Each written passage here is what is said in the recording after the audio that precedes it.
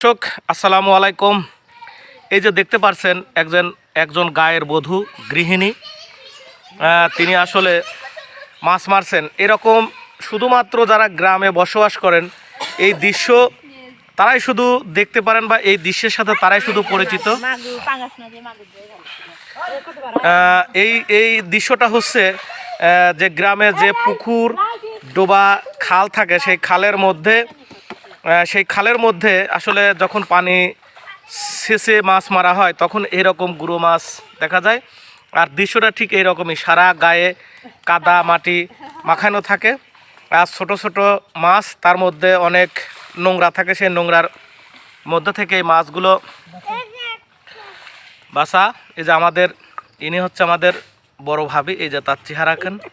আর ইনি হচ্ছে আমাদের পুটুরির মা, আর এই হচ্ছে সেই পুটুরি বেগম।